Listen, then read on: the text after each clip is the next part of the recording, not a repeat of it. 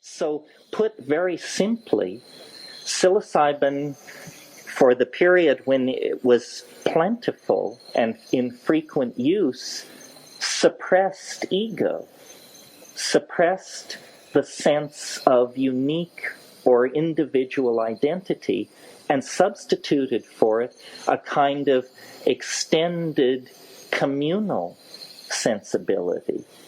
And we, to this day, idealize this sensibility, but for 7,000 or 8,000 years, it's been a dream, because hard on the heels of agriculture come walled cities, kingship, stratified classes, warfare, mass murder, mass graves, all of these things.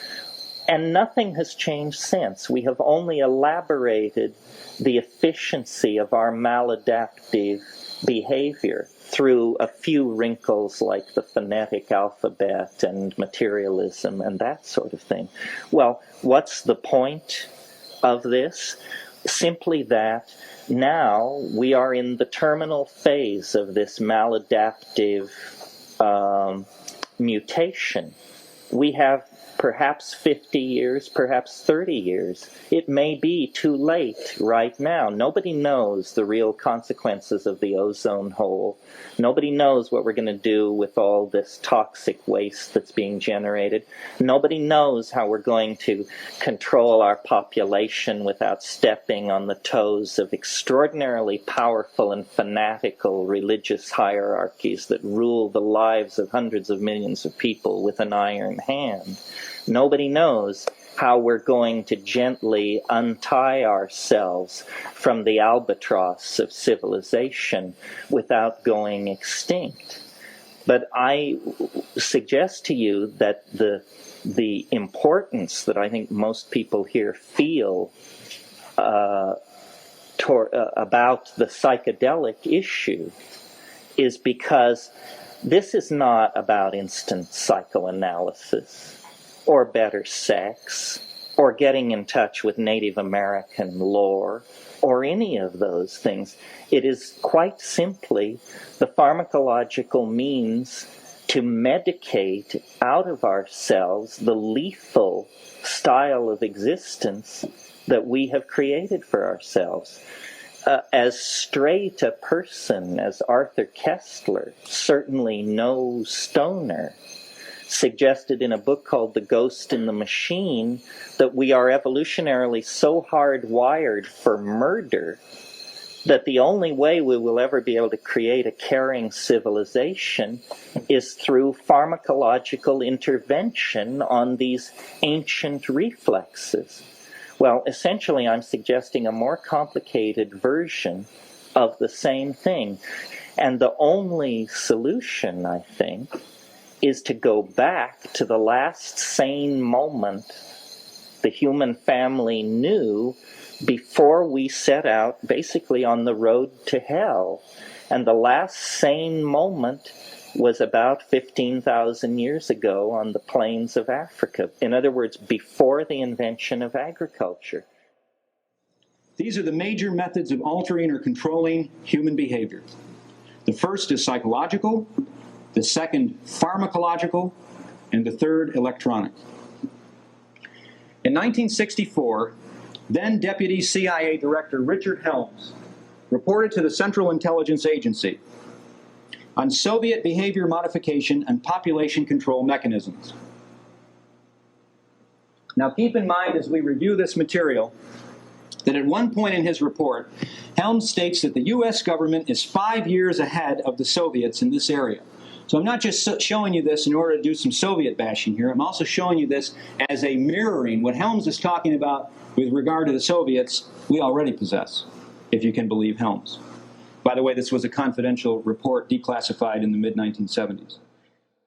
The the instability built into the system is going to transform material existence beyond all imagining. The culture, the global civilization is dying. There are too many problems. They're accumulating. You have to be blind to not realize that this is really, in fact, the end of the road, and that it is the ozone hole, the toxic pollution, the toxification of the ocean. We can't pretend that these things are easily reversed by simply recycling or something like that. No, instead of this clutching to keep it all like it is and say, oh, no, no, please, no future, please, no future, we have to say, okay, deep breath. It's like that first wave of psilocybin when you feel it sweep over you, or ayahuasca, and you realize, my God, here it comes. I've done it this time. Well, we've done it this time, folks. We have been planning human mass suicide for 15,000 years. Not a moment was not dedicated to this goal, and now it's upon us. And it's a cause for great rejoicing. We will go off into hyperspace. The planet will heave an enormous sigh of relief.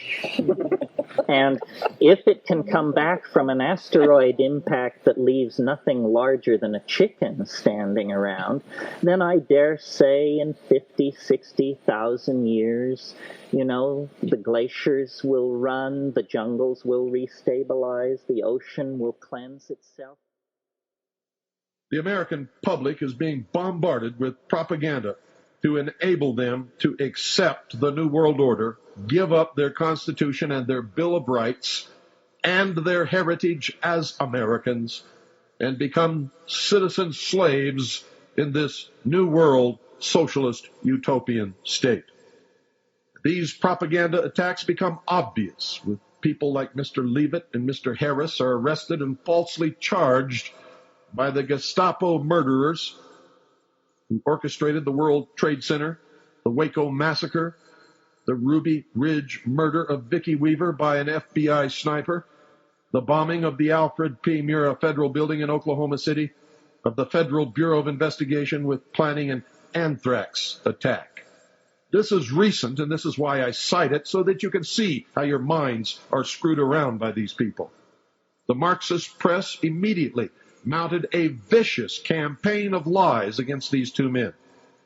They were accused of being white supremacist militia members who were followers of Christian identity, who planned to launch an anthrax attack upon New York City. Well, folks, that was impossible because Mr. Leavitt is Jewish, and he's not any of those things. And Mr. Harris is not any of those things either. The truth is that they were attempting to manufacture a vaccine which could be used to protect the general population from just such an attack.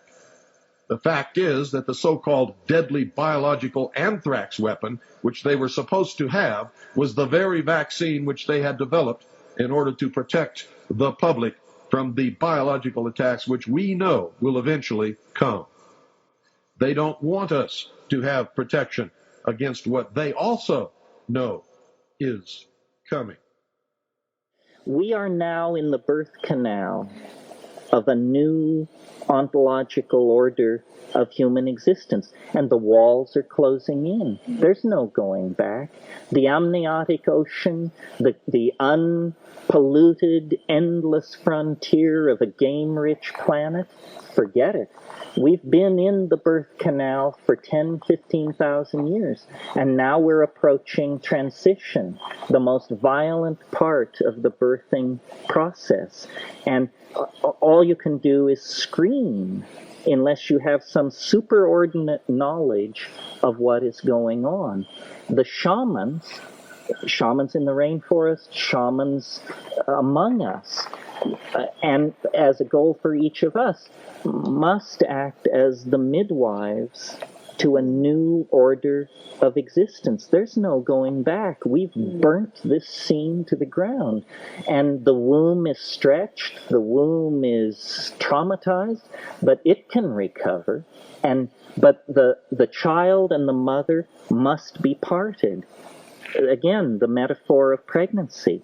If a pregnancy is somehow if the birth is not smooth, if the child is not parted from the mother, toxemia sets in.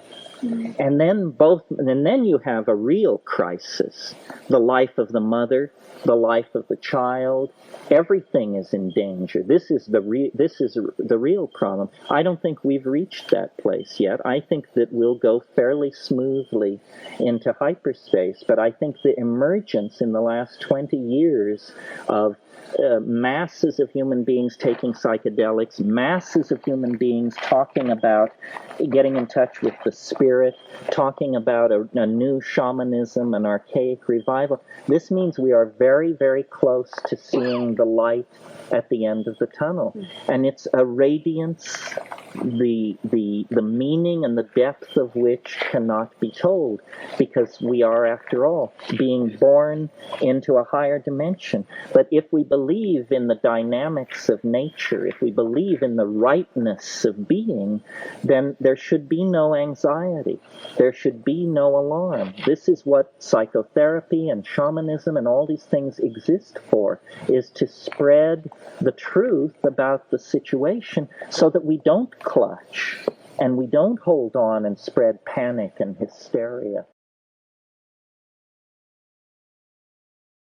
Methods of terror, methods of physical violence. Now, I think what is going to happen in the future is the dictators will find, as the old saying goes, that you can do everything with bayonets except sit on them. That if you want to preserve your power indefinitely, you have to get the consent of the ruled. And this they will do partly by drugs, as I foresaw in Brave New World, partly by these new techniques of propaganda. They will do it by bypassing the sort of rational side of man and appealing to his subconscious and his deeper emotions and his physiology even, and so making him actually love his slavery. I mean, I think this is the danger, that actually people may be in some ways happy under the new regime, but they will be happy in a situation where they oughtn't to be happy. But let me ask you this. You're talking about a world that could take place within the confines of a totalitarian state. Let's become more immediate, more urgent about it. We believe, anyway, that we live in a democracy here in the United States. Do you believe that this brave new world that you talk about could, let's say in the next quarter century, the next century, could come here to our shores? I think it could. I mean, that's why I feel it's so extremely important here and now to start thinking about these problems, not to let ourselves be taken by surprise by the new advances in technology. I mean, for example, in regard to the use of the drugs, we know there's enough evidence now for us to be able, on the basis of this evidence and using a certain amount of creative imagination, to foresee the kind of uses which could be made by people of bad will with these things, and to attempt to forestall this. And in the same way, I think with these other methods of propaganda, we can foresee and we can do a good deal to forestall. I mean, after all, the price of freedom is eternal vigilance.